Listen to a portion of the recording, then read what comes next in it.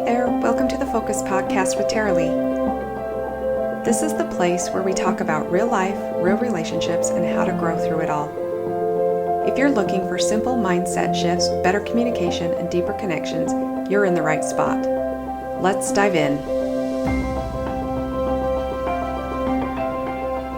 Welcome back to the Focus Podcast with Taralee. Today I want to talk about something that I think is one of the biggest hidden reasons that people stay stuck in their unhappy, disconnected, or crisis-level marriages far longer than they need to. And it's this: the story they keep telling themselves. Or I could say it another way, the lie they keep telling themselves. Now, I don't mean that in a shaming way, and I don't mean that people are intentionally dishonest. I mean that a lot of us build stories around our marriages that feel so true and so familiar and so justified that we stop questioning them. And once that happens, the story starts driving everything.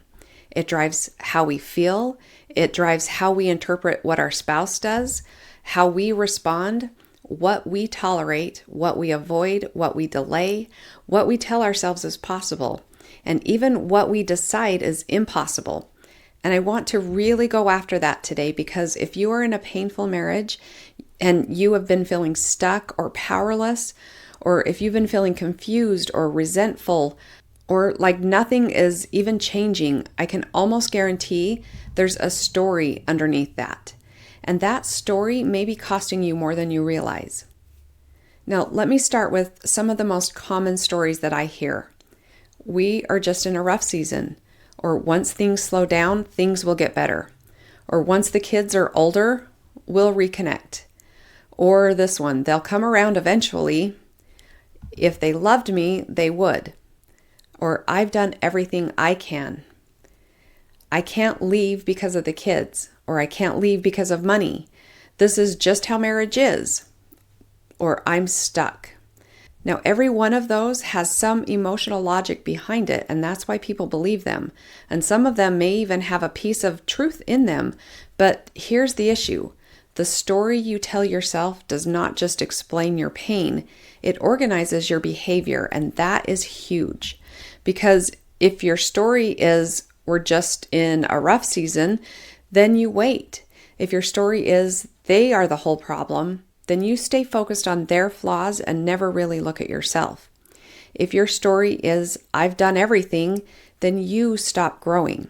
If your story is, I can't, then you live as if you have no power. That is why the story matters so much. So why do stories feel so compelling? Stories are comforting because they create certainty, and certainty feels safer than ambiguity. It feels safer to believe they forgot, so they don't care, or they are the issue, they just need more time, I have no choice. Because those stories simplify things. They take a messy, painful, complicated relationship and make it feel understandable. But the problem is the story that feels simplest is not always one that is the most true. And often it's not the one that creates movement. Sometimes the story protects you from pain. Sometimes it protects you from uncertainty. And sometimes it protects you from responsibility. That is where it gets expensive. Now, I want to talk about why the story is not just keeping you comfortable, it's keeping you passive. This is something I really want you to sit with, because a lot of marriage stories do one thing very well. They remove responsibility. The story of, if they loved me, they would, means I do not have to ask clearly for what I need or look at whether I'm missing other ways they do show love. The story of, I've done everything I can, means I don't have to face the possibility that there's still deeper work for me to do. The story of, I can't leave, means I don't have to own that I'm making a choice to stay. Or the story of, once this season passes, then we'll be okay, means I don't have to face what is true right now.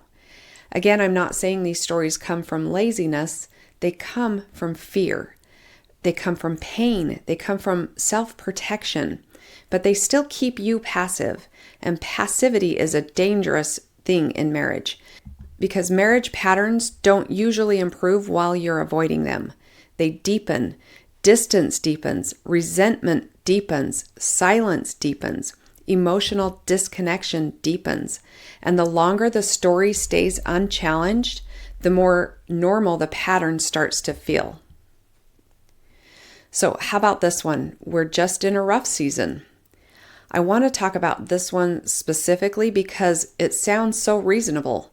And sometimes it's true. Sometimes you are genuinely in a hard season. There is stress, life is heavy, work is demanding, kids are consuming. Maybe there's been grief or health issues or burnout, a lot going on. But here's the question. Is this really a season or is this a pattern? That's not the same thing. A season passes, a pattern repeats. A lot of marriages are not just tired, they're patterned. They have a repeating emotional climate, the same shutdown, the same tension, the same pressure, the same resentment, the same loneliness, the same cycle over and over again. And if you keep calling a pattern a season, you will keep waiting for something external to solve something internal. That's why people lose years, because they keep expecting time to do the work that only truth and action can do. One of the biggest lies people tell themselves is this: I've done everything I can. And again, I want to say that gently because people, when they say this, they usually mean it. They feel exhausted. They feel like they have tried. They feel like they are carrying so much. But if we're really honest, I've done everything I can usually means I've done everything I know how to do, or everything I feel comfortable doing, everything that still lets me avoid the parts of this that feel too threatening. And that's different because there's often still deeper work available. The work of self-honesty, the work of seeing your own panic, your own defensiveness, your own overfunctioning, your own control, your own victim story, your own part of the cycle. Now, this is not blame, it's power, because the moment you can see the part that you are playing, you also regain the ability to change it. Now, let's talk about I can't. I can't leave because of the kids. I can't leave because of finances. I can't face this. I can't ask for more. I can't set a boundary. I can't do anything until they change. Here's the truth. Sometimes I can't is not literally truth. What is more true is I just don't want to face what this choice is going to cost. And that's very human, but it's different because I can't makes you powerless. I'm choosing gives you agency. Now, maybe you are choosing to stay. Maybe you're choosing to wait. Maybe you're choosing not to confront something yet. Maybe you're choosing stability over disruption right now, and that's fine. But own the choice, because the moment you own the choice, your power starts to come back. And people with power make better decisions than people trapped in a victim story. Now, the most expensive lie is the one that buys you more time. And one of the most dangerous lies in marriage is the lie that says later. Later, we will deal with this. Later, things will calm down. Later, they will be ready. Later, we will connect. Later, this will make sense. And again, sometimes timing does matter. Sometimes you can't do everything at once. Sometimes waiting is wise. But sometimes waiting is avoidance dressed up as patience. And that is what I want you to watch for, because a lot of marriages don't improve with time. They deteriorate with time when nothing meaningful changes. The same distance gets more entrenched. The same resentment grows roots. The same pain gets repeated. And then people wake up one day shocked at how bad it is. But the truth is, the marriage had been talking to them for years. They just kept answering it with later. So what's the story that drives your next move? This matters because the story in your head shapes the move you make next. So what's the story that drives your next move? This matters because the story in your head shapes the move you make next. If your wife asks for space and your story is, it's over, you may panic. If your husband shuts down and your story is, he never cares, you may stop showing up honestly. If your story is, nothing will change, you may stop trying in wise ways and start operating from resignation. If your story is, I've done everything, you may miss the deeper work still available to you. The story is not neutral. It's shaping your behavior. And in a fragile marriage, your behavior matters. That is why one of the most powerful things you can do is ask, what story am I telling myself right now? And is it helping me move toward truth, responsibility, and wise action? Or is it helping me stay protective, passive, and stuck?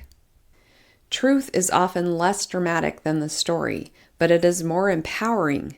Truth sounds like we are in a serious pattern that is not changing on its own. It sounds like I'm scared and that fear is influencing how I respond. I do have choices even if none of them feel easy. It sounds like I have not done everything. I have done what I know. I need support. I need to stop waiting for clarity to magically appear. This is not just a phase. This needs honest attention. These are the truths, and truth gives you somewhere to stand. It may not feel comfortable, but it creates movement. If you are listening to this today and you know in your gut that you have been living inside a story that keeps you passive, that keeps you waiting, keeps you blaming, or keeps you powerless, I want to encourage you not to shame yourself. Just get honest. Honesty is where change begins. Not perfect insight, not having all the answers, not knowing exactly what is going to happen, just honesty. What is true? What pattern am I in? What story am I clinging to?